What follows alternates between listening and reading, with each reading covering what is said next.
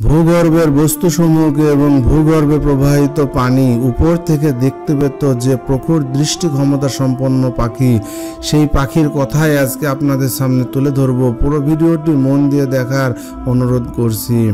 সুপ্রিয় দর্শক শ্রোতা, আসসালামু আলাইকুম। আশা করি আল্লাহ পাকের অশেষ মেহেরবানিতে সবাই ভালো আছেন। হুদহুদ এই পাখি নবী সুলাইমান আলাইহিস সালামের পত্রবাহক ছিল বলে উল্লেখ আছে কোরআন ও তাওরাতে।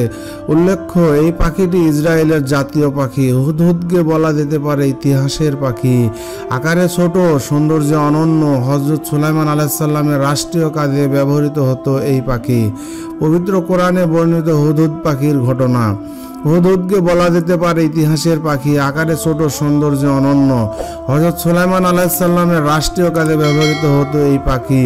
হযরত সুলাইমান আলাইহিস সালাম পশু পাখিদের ভাষা বুঝতেন। আল্লাহ তাআলা তাকে এই অলৌকিক ক্ষমতার অধিকারী করেছিলেন। একজন নবী এবং একই সাথে রাজার অনেক কাজই করতো এই পাখিটি। অন্যান্য দেশে কি হচ্ছে, কি চিন্তা ভাবনা চলছে, কোথায় কি ঘটছে, কোন রাজা কোথায় সৈন্য পাঠাচ্ছে, কেন পাঠাচ্ছে ইত্যাদি, এসবের জন্য হযরত সুলাইমান আলাইহিস সালাম হুদহুদ পাখি ব্যবহার করতেন। একদিন তিনি পক্ষীগুলোকে ডেকে একত্রিত করেন ও তাদের ভালো মন্দ খোঁজ খবর নেন। তখন দেখতে পেলেন যে হুদহুদ পাখিটা নেই। তিনি অনতিবিলম্বে তাকে ধরে আনার জন্য কড়া নির্দেশ জারি করলেন। সাথে তার অনুপস্থিতির উপযুক্ত কারণ দর্শানোর নোটিশ জারি করলেন। উক্ত ঘটনা কোরআনের ভাষায় নিম্নরূপ: সুলাইমান পাখিদের খোঁজ খবর নিলেন, অতঃপর বললেন, কি হলো, হুদহুদকে দেখছি না কেন? নাকি সে অনুপস্থিত? আমি অবশ্যই তাকে কঠোর শাস্তি দেব কিংবা হত্যা করব, অথবা সে উপস্থিত করবে উপযুক্ত কারণ। কিছুক্ষণ পরেই হুদহুদ এসে বলল, আপনি যা অবগত নন আমি তা অবগত হয়েছি। আমি আপনার কাছে সাবা থেকে নিশ্চিত সংবাদ নিয়ে আগমন করেছি। আমি এক নারীকে সাবাবাসীদের উপর রাজত্ব করতে দেখেছি। তাকে সব কিছুই দেওয়া হয়েছে এবং তার একটা বিরাট সিংহাসন আছে। আমি তাকে ও তার সম্প্রদায়কে দেখলাম, তারা আল্লাহর পরিবর্তে সূর্যকে সেজদা করছে। শয়তান তাদের দৃষ্টিতে তাদের কার্যাবলী সুশোভিত করে দিয়েছে, অতঃপর তাদেরকে সৎপথ থেকে নিবৃত করেছে, অতএব তারা সৎপথ পায় না। সূরা নামল আয়াত 20 থেকে 24। পবিত্র কোরআনের 27 নম্বর সূরা নামলের 20 থেকে 31 নম্বর আয়াতে হযরত সুলাইমান আলাইহিস সালামের সংবাদ সংগ্রহের মাধ্যম হিসাবে হুদহুদ পাখির উল্লেখ রয়েছে। উল্লেখ্য যে হুদহুদ এক জাতীয় ছোট্ট পাখির নাম, যা পক্ষীকুলের মধ্যে অতীব ক্ষুদ্র ও দুর্বল এবং যার সংখ্যাও দুনিয়াতে খুবই কম।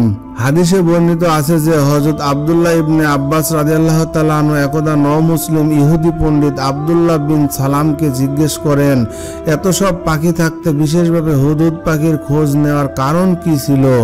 জবাবে তিনি বললেন, সুলাইমান আলাইহিস সালাম তার বিশাল বাহিনী সহ ওই সময় এমন এক অঞ্চলে ছিলেন যেখানে পানি ছিল না। আল্লাহ তাআলা হুদহুদ পাখিকে এই বৈশিষ্ট্য দান করেছেন যে সে ভূগর্ভের বস্তুসমূহকে এবং ভূগর্ভে প্রবাহিত পানি উপর থেকে দেখতে পেত।